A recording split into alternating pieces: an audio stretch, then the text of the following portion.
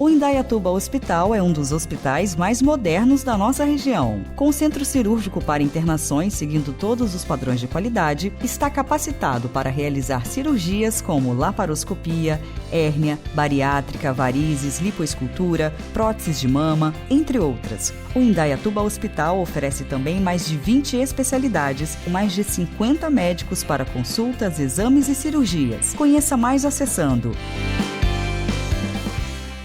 Novidade no seu Indaiatuba Hospital. A partir de agora, atendimentos urológicos passam a ser feitos sem necessidade de agendamento. Nossos urologistas de plantão estarão a postos para atender e tratar de dores fortes como cólica renal e pedra nos rins. Fique atento para os principais sintomas: dor lombar de forte intensidade, dor para urinar, sangue na urina. Percebendo alguns ou todos esses sintomas, venha até o Indaiatuba Hospital para atendimento e tratamento adequado, sem necessidade de agendamento. Agora em Indaiatuba e região, Laser Fotona, uma tecnologia fantástica com diversas aplicações como estética, cirurgia e ginecologia. Entre suas variadas formas de uso se destacam rejuvenescimento facial, manchas de idade, revisão de cicatriz, incontinência urinária de esforço, aperto do canal vaginal e rejuvenescimento vaginal. Agende agora uma sessão e conheça mais sobre o Laser Fotona no Indaiatuba Hospital. Saúde em Dia. Oferecimento Indaiatuba Hospital. Instituto de Medicina de Alta Performance.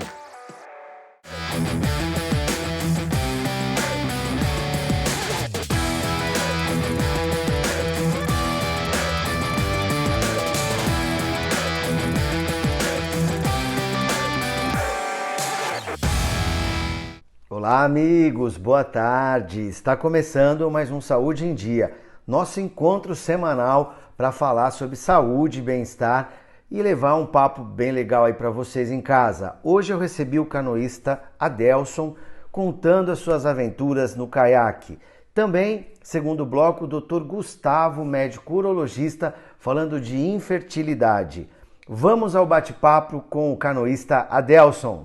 Hoje eu estou aqui com Adelson Carneiro, um atleta de décadas, e esses convidados para mostrar para vocês aí em casa exemplos positivos que a gente sempre nas consultas, no meu dia a dia como médico, eu cobro muito isso, sabe? Porque todo mundo arruma uma desculpa, não tem tempo, não pode fazer isso, não pode fazer aquilo, trabalha muito. E esse meu convidado aqui, ele é professor de educação física, personal, triatleta, maratonista, montanhista, escritor, caiaque, mergulhador e chefe escoteiro. E também chefe de escoteiro. Gente, a conversa vai ser bacana aqui. Obrigado a presença, viu? Muitíssimo obrigado pela oportunidade, pelo carinho. E a gente está aqui sempre à disposição para falar uma coisa boa para todos vocês. E conta um pouco desse seu histórico lá atrás, o que te levou a buscar assim, atividade física, ir para essa parte ligada ao esporte. Qual foi o seu exemplo assim? Legal, essa é uma coisa que vem da gente, né? É uma coisa assim do ser da pessoa, né? Aquelas pessoas ativas. Eu sempre, por exemplo, tive sempre vontade de descobrir o difícil, né? De me desafiar. Então eu venho me desafiando, por exemplo, desde que eu me conheço por gente. E como eu sou da área do esporte, né? Eu sempre fui atleta, continuo ainda tentando ser. Eu costumo até brincar dizendo que apesar de 61 anos, eu vou remar até uns 100, depois eu vou dar um tempinho para poder curtir a vida, né? Mas, no fundo, a gente vem desde criança, dos 10 anos de idade, começando pela natação, igual eu comecei, né? Nadando primeiramente no Rio Juquiá. Você sabe como é que é o esporte no Brasil. 30, 40 anos atrás não tinha estrutura nenhuma, ainda não tem, infelizmente, mas eu comecei nadando no Rio Juquiá, né? Na região que eu fui criado ali no Vale do Ribeira, próximo de Cananéia, que é a ilha de Cananéia onde eu nasci, e desde então sempre militando, né, no esporte, né? Na natação. Depois da natação eu comecei a jogar voleibol, depois do voleibol basquete, daí me enchi desses esportes, comecei a fazer esportes individuais de triatlon, né, nos anos 80, quando houve aquela febre do triatlon no Brasil, eu estava inserido nesse meio aí. Né? Já nadava, corria um pouquinho, foi só introduzir a bike, então eu fiz aí mais de 200 provas de triatlon no Brasil, incluindo aí os 3 Ironmans. E eu ia chegar exatamente nessa pergunta. O Ironman é um divisor de águas na vida do atleta, por quê? Pois é o esporte mais longo, né? E outras são 3 modalidades. É isso que tem, né? O grande desafio está exatamente aí. Você tem que nadar uma quantia muito grande, 3.800 metros, depois pedalar 180 quilômetros e correr uma maratona, correr 42 quilômetros. Total de 226 quilômetros. Quer dizer, o dia da prova, eu até costumo brincar dizendo que é o dia mais tranquilo que existe. Porque o grande problema nesses esportes é você se preparar para isso. Né? Você leva uma parte da sua vida muito grande fazendo isso tudo. Porque é nadando todos os dias, correndo, ou é pedalando e nadando, ou nadando e correndo. Quer dizer, sempre tem 2 modalidades para você estar inserida no dia a dia. Né? E aí o que acontece quando você tem uma família?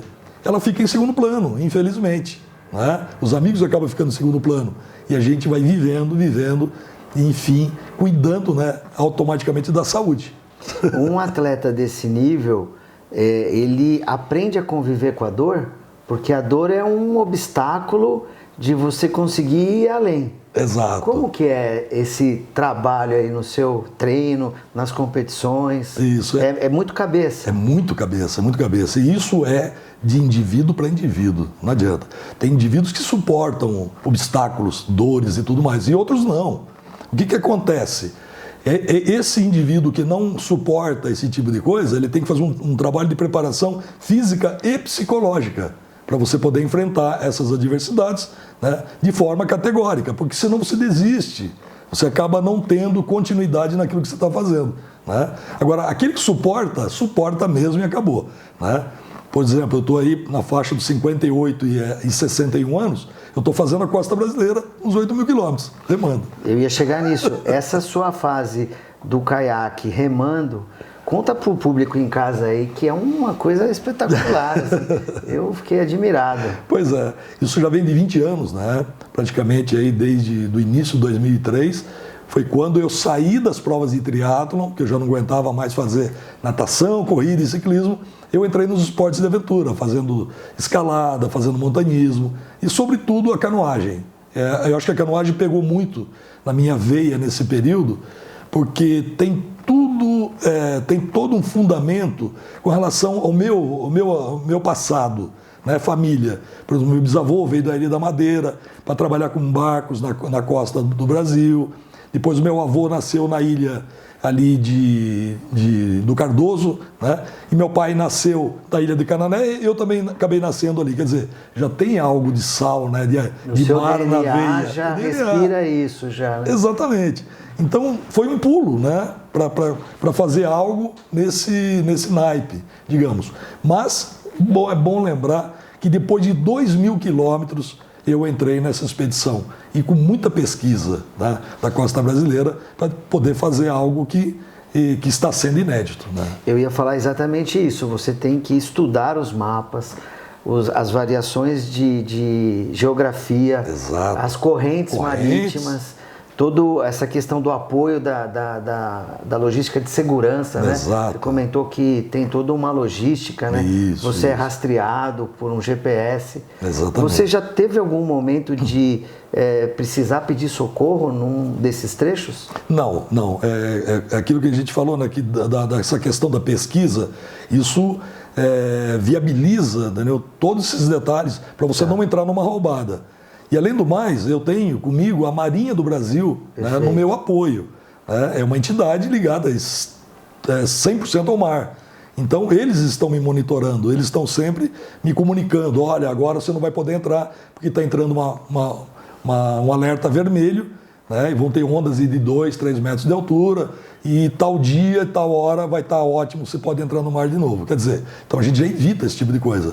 É óbvio que quando você entra no mar, mesmo estando em boas condições, Você enfrenta ondas de 2 metros, 3 metros, por causa do quê? Dos relevos das localidades. Por exemplo, você passar em Saquarema, você, por exemplo, que é surfista, você sabe muito bem como é que são as ondas de Saquarema.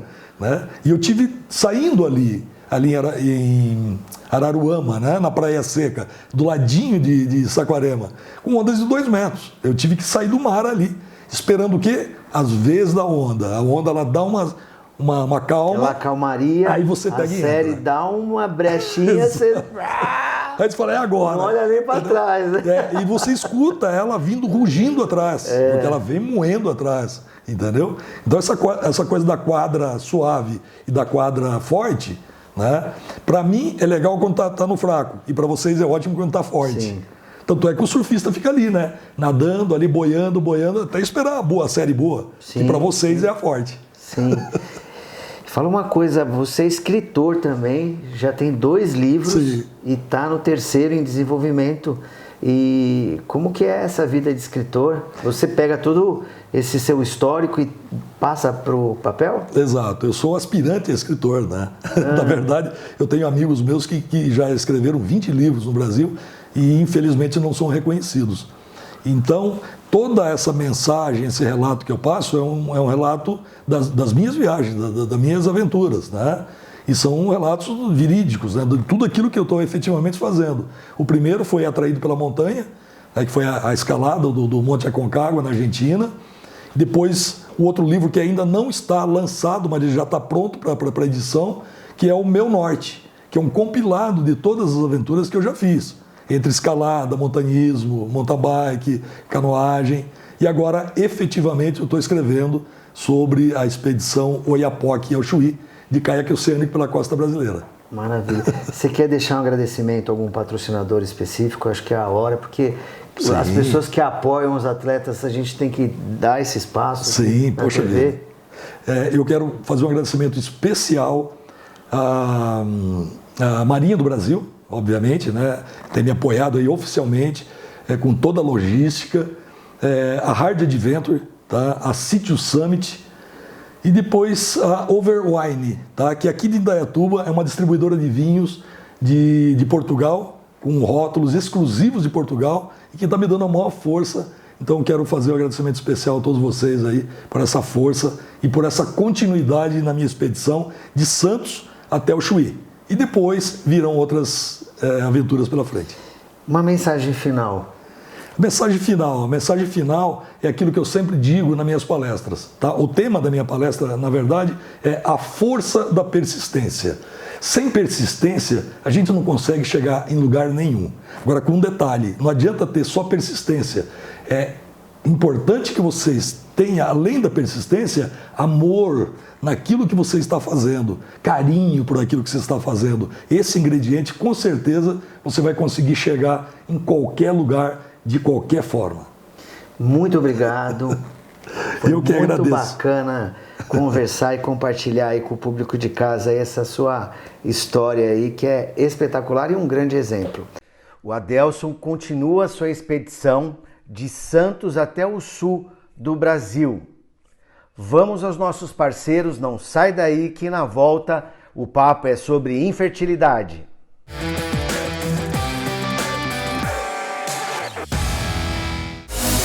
Quer rever algum programa Saúde em Dia?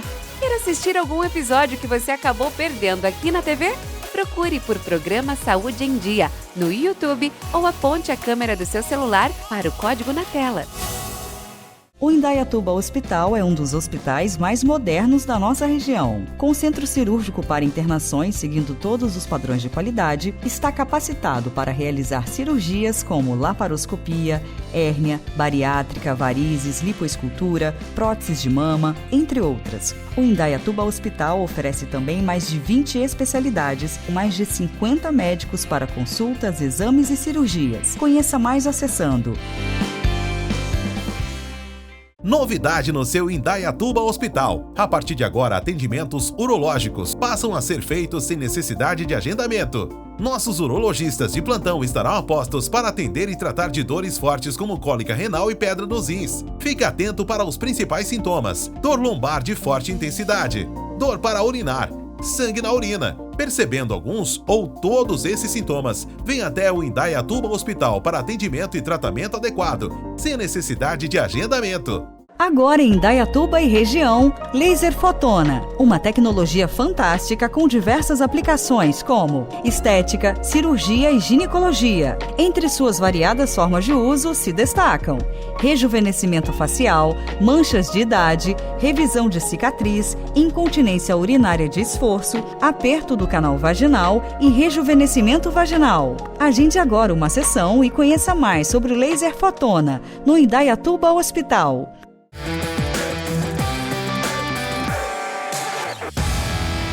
Dr. Gustavo Bordenali, médico urologista. Hoje a gente traz um tema que também impacta em muitos homens, que é a infertilidade masculina. E o Dr. Gustavo é especialista nessa área, trabalha há muito tempo, enfim, e vai levar para vocês aí um conteúdo esclarecedor. E caso fiquem com alguma dúvida, queiram enviar qualquer pergunta, a gente tem o nosso WhatsApp, vocês podem estar enviando, a gente assim que possível vai estar respondendo. Doutor Gustavo, obrigado a presença mais uma vez aqui no Saúde em Dia. Sempre uma honra, doutor Eduardo, estar aqui, divulgar aí bastante informação para o nosso público aí. Quanto mais informação, melhor as pessoas cuidando da saúde. Parabéns. E esse tema é um tema que, por muito tempo, ele ficou meio que mal explorado. Hoje já se tem uma visão totalmente diferente, né?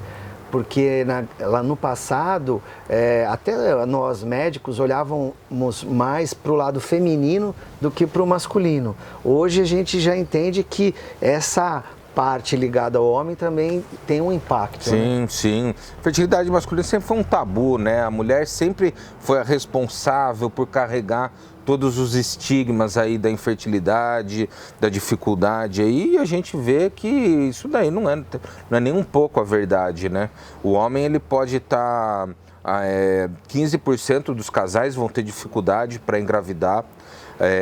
E dentro desses 15%, em até metade dos casos, a participação masculina vai estar envolvido, e a participação masculina exclusiva vai estar presente em 20% a 30% dos casos. E essa dificuldade para o público em casa entender, como que é? Depois de quanto tempo você já classifica o casal? A gente classifica um casal como infértil, com dificuldade para engravidar, aquele casal que está tentando engravidar há mais de um ano, tendo relações desprotegidas bem distribuídas ao longo do ciclo menstrual, e que já está há um ano tentando e não conseguiu. Para mulheres acima de 35 anos, a gente desce um pouquinho mais esse um ano para 6 meses. Aí muda um pouco. Muda um pouco. E num mês, qual que seria o número de relações sexuais que vocês consideram assim mínimas? Não existe um número mínimo. A gente orienta que as relações têm que ser bem distribuídas ao longo do ciclo menstrual da mulher. A definição de infertilidade da Organização Mundial de Saúde é isso daí, é um casal que tem relações bem distribuídas ao longo do ciclo durante um ano e não atinge a gestação, né? Ok. E hoje, quais são as causas ligadas ao problema da infertilidade masculina? Na verdade, o que a gente sempre orienta é que aquele casal que depois de um ano tentando não engravidou, esse casal ele precisa de pelo menos uma avaliação de um especialista. Então é muito comum a gente às vezes ver a mulher sendo toda investigada, virada do avesso aí, tentando encontrar alguma alteração, e o homem às vezes fica um pouco de lado. E depois de um bom tempo, vamos fazer algum exame na parte masculina. Isso tem que ser feito já desde do começo, né? A produção de espermatozoides pelo homem, ela é contínua, ela acontece desde a puberdade e ela pode ocorrer ao longo da vida inteira. O espermatozoide é uma célula muito sensível, então muita coisa pode estar relacionada ao prejuízo dessas medicações. Eu diria que a causa mais comum de infertilidade masculina, a causa mais comum ainda tratável de infertilidade masculina é uma situação que chama varicocele, que é como aquelas varizes que as pessoas têm nas pernas, mas essa varizes é na veia do testículo. Isso daí é frequente na população masculina, ocorre por volta de pré-adolescente, que aparece o surgimento dessas veias que envolvem o testículo. Isso daí vai ao longo do tempo causando um prejuízo, vai aquecendo um pouco o testículo e vai ao longo do tempo causando um prejuízo. E daí às vezes aquele garoto que tem uma varicocele lá com 15, 16 anos, daí ele vai ter uma dificuldade para engravidar com 30 anos. Uma outra causa muito comum de infertilidade é o uso de esteroides anabolizantes, uso de testosterona. A gente classifica a testosterona quase como um anticoncepcional masculino, porque causa muito prejuízo para a fertilidade. E nesse ponto, assim, só fazendo um parênteses, Gustavo, hoje a gente tem a testosterona bioidêntica que sai um pouco desse perfil da sintética, que causa a inibição das células que produzem o espermatozoide. Exato. Né? Mas esse paciente sempre vai ser preciso avaliado, ser orientado. Né? E uma coisa também evitável que pode ter são infecções causadas por via sexual, né? A produção dos espermatozoides acontece dentro de túbulos bem pequenos dentro do testículo e às vezes essas infecções elas podem obstruir esses túbulos e causar um quadro de uma infertilidade decorrente dessas infecções. Por isso tão importante o uso de preservativo, evitar esse tipo de infecções também. E eu queria puxar um link aqui das crianças que o testículo para na região inguinal e que muitas mães têm medo, mas cirurgia tão pequeno. É importante, né, Importantíssimo, importantíssimo. Você colocar o testículo na bolsa escrotal e realinhar, né? Tirar ele da região inguinal, né? O testículo, ele tem que ficar numa bolsa que fica externo ao corpo, exatamente para ele ter essa produção adequada de espermatozoides. Quando ele está fora dessa bolsa, isso daí vai comprometer a produção de espermatozoide no futuro, além de acarretar outros riscos. Então, essa doença chama criptorquidia, em que não houve o correto, a descida correta do testículo até a bolsa escrotal. E daí essas crianças que têm esse diagnóstico precisam ser operadas aí até o quanto antes para conseguir preservar um pouco a parte da fertilidade desses pacientes. Levando hoje para a parte da medicação, da ação do urologista, para auxílio nesses problemas, a gente também evoluiu muito, né? Evoluiu muito. Campo, a gente tem bastante tratamento para fertilidade. Existem os tratamentos de fertilidade de reprodução assistida, que vão desde os mais simples até os mais complexos, como a fertilização in vitro. A fertilização in vitro foi o grande tratamento para a infertilidade masculina, né? Mudou mesmo paradigmas, mas ainda o papel do homem precisa sempre ser avaliado, mesmo que esse paciente vá para uma fertilização in vitro, é muito importante que ele esteja uma avaliação adequada, que ele vá para essa fertilização no melhor cenário possível. Gustavo, e para a gente finalizar, eu queria só duas situações. O homem que fez a vasectomia e esse homem, você hoje consegue acessar esse testículo, pegar um espermatozoide e gerar uma possibilidade de gravidez in vitro e a reversão da vasectomia. Exato. O paciente que fez uma vasectomia, ele não impede a produção ele não impede de ter filho no futuro. Na verdade, ele vai ficar impossibilitado de ter uma gestação natural porque foi obstruída a passagem do espermatozoide, mas essa produção continua teoricamente adequada lá dentro. E esse paciente ele pode vir a ter filhos novamente através de duas formas. Uma delas é a reversão propriamente da vasectomia, em que a gente vai religar esse tubo aí para ocorrer de novo a passagem do espermatozoide. É uma cirurgia microscópica, uma cirurgia bastante delicada, tem que ser bem avaliado o casal como um todo para indicar esse procedimento. E a outra alternativa, que talvez é uma que acabe tendo até mais sucesso do que propriamente a reversão, é a fertilização in vitro, em que a captura do espermatozoide se dá através de uma punção numa região específica do testículo, um procedimento bem simples, bem rápido, em que consegue pegar bastante quantidade de espermatozoides. Perfeito. Uma mensagem final para a gente O que eu queria finalizar? deixar de mensagem final, doutor Eduardo, seria de falar para os pacientes de não deixarem a investigação da fertilidade quando ocorrer só mesmo uma dificuldade. Acho importante que o homem, no começo da sua juventude, fazer um exame de espermograma, é o grande exame para avaliar. Eu costumo falar que o espermograma, ele não é um atestado de fertilidade, mas ele vai mostrar o potencial que esse paciente tem para produzir espermatozoides e que a avaliação do homem é tão importante quanto a avaliação da mulher nos casos de infertilidade. Dr. Gustavo, médico urologista, muito obrigado mais uma vez, Gustavo. Sempre muito bom receber você aqui. Você tem um conteúdo assim brilhante. Ó, fiquem ligados às dicas dos nossos especialistas para você ficar com a sua saúde em dia. Ficou com alguma dúvida? Pode enviar. A gente tem o nosso canal WhatsApp. Assim que possível a gente esclarece. O programa Saúde em Dia chega ao fim. Lembrando dos nossos canais, o YouTube, o Instagram. Você perdeu algum programa anterior, quer rever, compartilhar com algum amigo, corre lá que você vai achar todos os nossos programas anteriores. Lembrando dos nossos parceiros, o Indaiatuba Hospital, um hospital localizado aqui em Indaiatuba que realiza cirurgias eletivas com um corpo clínico diferenciado, mais de 30 especialidades.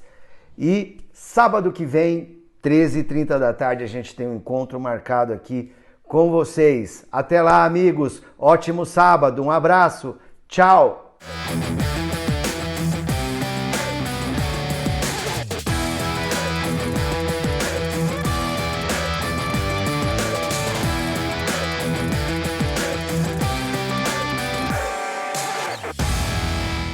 Saúde em Dia. Oferecimento Indaiatuba Hospital. Instituto de Medicina de Alta Performance.